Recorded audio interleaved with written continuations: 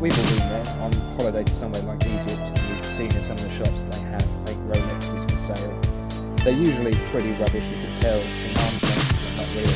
The dates are stuck on, pieces are falling off, the quality is absolutely rubbish, and you can cut the finger on some of the sharper edges. So you'd think when you're buying privately that you'd be able to use those same tells to make sure that you're not buying a lemon, but that's not true.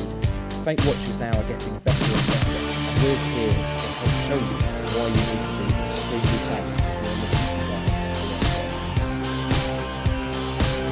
So why are these fake watches getting better? When the Far East, in China in particular, they've been taking these for a very long time and practicing perfect.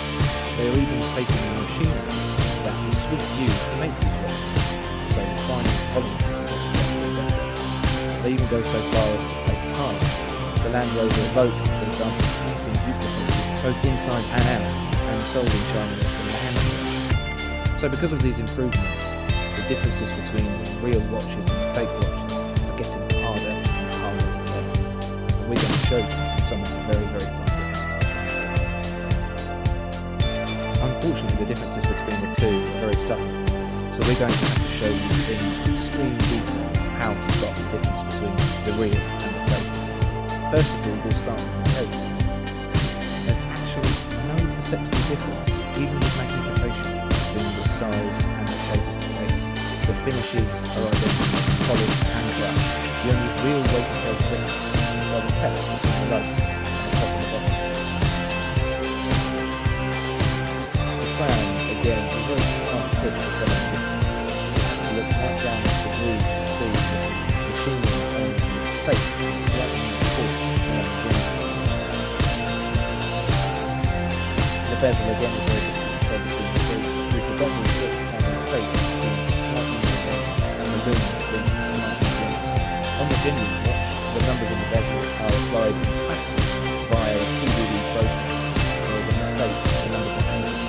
And under high magnification you can see that the paint is shining, whereas the PVD on the genuine is completely black. It's the same story for the crystals. They're very, very similar. With only a very close look revealing that the edges of the genuine crystal are slightly more beveled than the fake. The fake even has a laser edge crown of 6 o'clock. They're both very, very small, and viewing at high magnification shows that the fake is slightly more coarse. The reflectivity of the crystals is very similar. There doesn't seem to be any perceptible difference between the glare and the silver.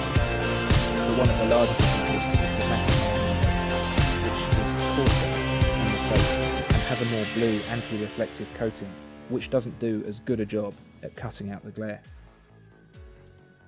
The rehort, that's the inner edge of the case around the outside of the dial, is more angled on the fake, and the engraving isn't as well defined. On the dial itself, the markers are ever so slightly more rounded on the edge on the genuine watch. The font spacing is different between the two, with the M in 300 meters being spaced out further on the genuine. Although the print quality is almost identical between the two, the thickness of the print on the fake is thinner than the genuine, and so the paint itself appears slightly more grey than the genuine. Between the two, the loom is worse on the fake, but only marginally. If you have a closer look at the hands, you'll see that the edges on the fake are more coarse than on the genuine, with the loom being worse on the fake. Now the date wheel, that's the biggest tell between these two watches, and the thing that's given it away. The numbers aren't as centred on the fake, and the print isn't as good quality. Being magnified with the magnifying window, it's easier to see the differences. But even so, the differences are still very slight. If we turn the watches over, even the case backs have the same engraving on the inside.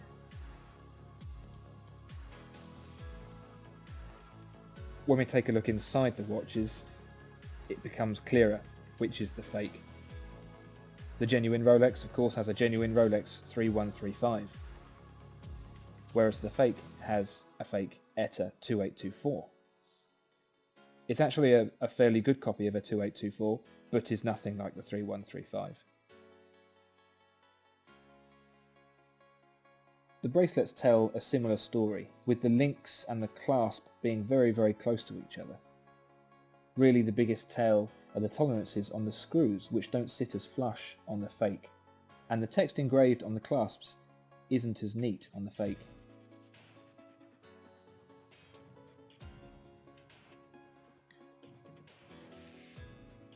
To show just how close these two watches are, we'll put them on a scale. There's a genuine one, that's 80 grams, and the fake, 76 grams. 4 grams difference between the two.